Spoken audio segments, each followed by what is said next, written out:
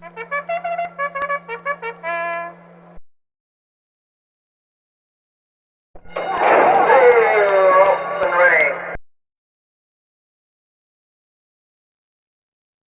and welcome back to Billy Ho Sports. It's Wednesday, 3 days to go before the Kentucky Derby. And my Kentucky Derby tip sheet is complete. For just a $5 donation via Venmo or PayPal, I will send you said tip sheet. Mark and Angela already have theirs. Payment info is in the description of the video. The tip sheet is loaded. It's got picks for I'm doing races 4 through 12. So there's like 9 races on the card, trip notes on each race, some basic wagering advice for you casual fans out there. And I will actually send out updates when scratches and changes come about Saturday morning. So for legal reasons, I can't send the PPs from Brisnet. So I apologize for that. But the tip sheet itself, more than worth it. Plus, you're helping the channel. So that's always a good thing too, right? So I do have a folder with some other requests. I'm waiting on a few people to email me back. Donald Parker actually sent me a donation, but I don't have an email address for you, Donald. So I sent you a message via PayPal. So just hit me back with that email address and I'll get that tip sheet right away.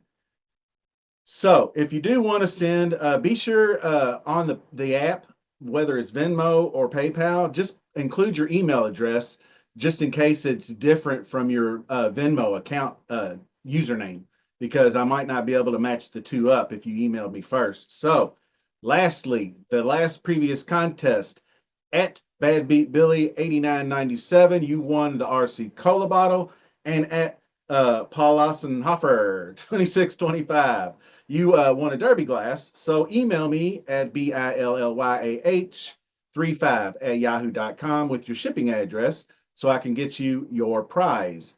Now, if you did miss that previous video, we hit the 3,000 subscriber mark.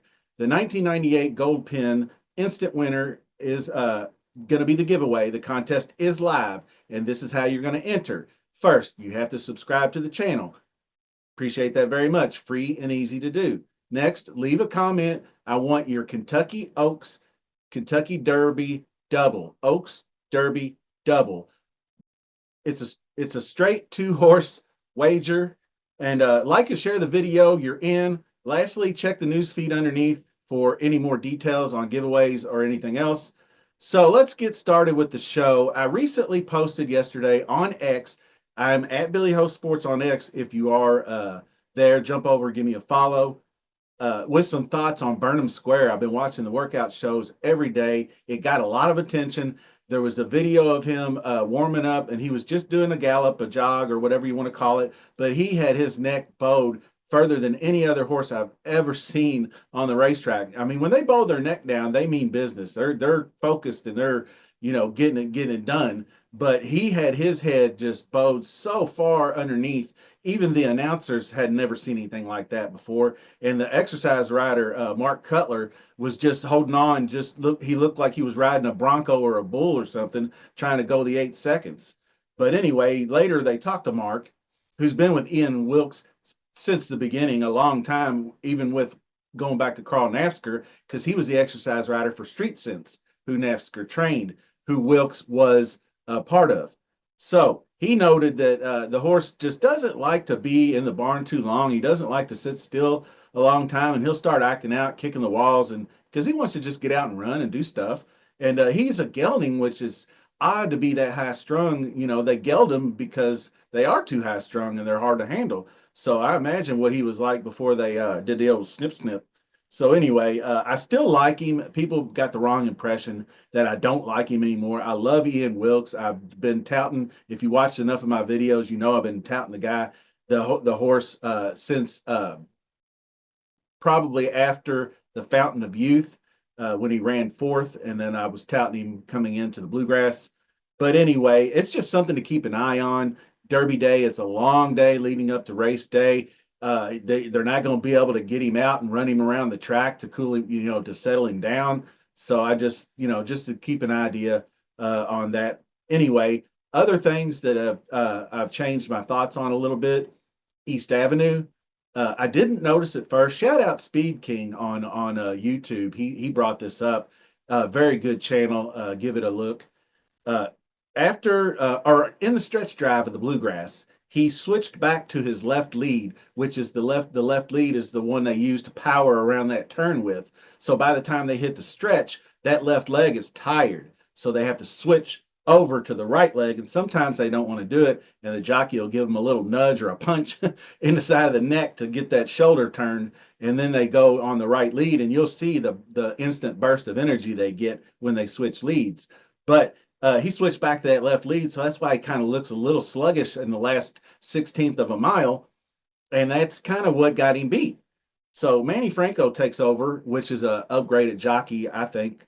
Nothing against the previous jock, but he's got a good draw at post 12. He's obviously got the speed to get out front. He doesn't really have any speed to the inside or the outside of him, so he can get out pretty quick. And as long as he doesn't break poorly, which he has before, go back to look at the Bluegrass or the Breeders' Cup Juvenile. He almost fell on, he almost went to his knees coming out of the gate. So if he doesn't break well, all bets are off. He's in big trouble. He's done if he doesn't break well, probably. But same goes for Rodriguez. Rodriguez, I'm still very strong on. He still looks like a horse that he's going to get out and be full send under Mike Smith. Can't go wrong there. Another one is Sandman. A lot of your sharps, if you want to call them that, are calling him an underlay at 6-1. He's going to be likely bet down even further than that by the masses that follow that kid on TikTok who owns the horse. 33 million TikTok followers or whatever it is. It's just madness. But it's nice to have influencers like that in the game to shine a light to the general public. So I have nothing against that whatsoever. Anyway, the underlay is what you call a horse's odds that are shorter than their chances to win the race. So if I think that Sandman should be 12-1 and he's 6-1, that is an underlay. Now, overlay is the opposite. Like Sandman by Tappet, I think he's just a little bit immature, so he's not going to be in the top 5 for the win. He can still run well and hit the board. I really like the horse. A lot of comparisons to Tappet Trice, but you see, Tappet Trice didn't really blossom the way he should have. But we'll get to the next one up here. Grande is Todd Pletcher's horse, and this one's just lightly raced. Not quite there for the top 5 for the win. He just kind of lacks the experience. But if he's moving forward from that race everybody loved in the Wood, then he's going to run well. And what I would like to see is him show up well on Derby Day, skip the Preakness, and then come in ready to fire in the Belmont. But then now this is my overlay, I should say, Final Gambit overlay at 30-1. I think he's more of a 15-1 horse in my opinion. I'm including him on wagers, and I think if he gets up there 30-1 or higher, I'm going to put just a win, place, and show bet on him as a hedge because that's a nice long shot, and I do think he can hit the board. So if you get high enough odds, it's just like if you hit a show ticket on a 30-1 or a 50-1, it's just like getting an 8-1 winner. You'll get $10 or $12 or maybe even more. So that's kind of my philosophy behind that.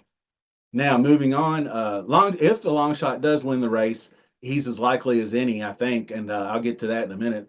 And it also would mean a ton being Brad Cox. People still dismissing the horses coming over from Turfway, even though they've been proven to win Kentucky Derbies in the past. Coming from behind, might I say, Mr. Rich Strike. So I think they'll see this one coming a lot longer before the 89-1 Rich Strike. But Chunk of Gold was the other one, the sexy long shot. And he'll have a lot of work to do to make up that ground coming over all the way from post 19 and to try to get that perfect trip like he had in the Louisiana Derby where he was the inside horse the whole way and had the perfect drop on the stretch but couldn't outrun Tistastic. So I do like that he has good mid-race pace. So I'm not tossing him just yet, but he's kind of moving down my bubble list, last 4 in, last 4 out kind of thing, if you do March Madness. So now let's get down to some business. Number 18, Sovereignty. Obviously, big eye opener last fall with the Street Sense win. I've watched that race 100 times, it feels like. But the winning, coming off the 4-month break after that, and winning the Fountain of Youth was, I thought, very important for his maturity because he got it done without his having his best stuff. He just wasn't up to the task that day, but he still got there. Now, Bill Mott is the type of trainer who's not going to fully send his horse in that final prep because he doesn't have to, and he's still close to second place in the Florida Derby. So that's a big time tick in my box. And then you have number 8 journalism, who's obviously right there as the win play, and he's like the one. He's like the 1A to my one, and it's probably the opposite for a lot of handicappers, where he's the one horse and Sovereignty's the 1A. But I just like Sovereignty better, and because he's faced different competition and coming out of Florida, I just feel more confident in that and the way he's been trained. Now, nothing wrong with the way journalism's come up, but your top 5 updated as of Wednesday, WIN's day. Number 18, Sovereignty comes in at number 1. Number 8, Journalism coming in at number 2. Then there's a small gap, I think, in another tier. Like those two are on a tier on their own. And then I have number 3 and number 4, flip-flopping between East Avenue and Rodriguez. I believe I listed Rodriguez 3, East Avenue 4, but those two are sort of interchangeable. I'm kind of feeling almost the same about them now. And then number 5, I really wanted Burnham Square in there, so you could go 5 and T5 and have 6 horses, and do number 9 Burnham Square, and then number 3 Final Gambit for that to round out the top 5.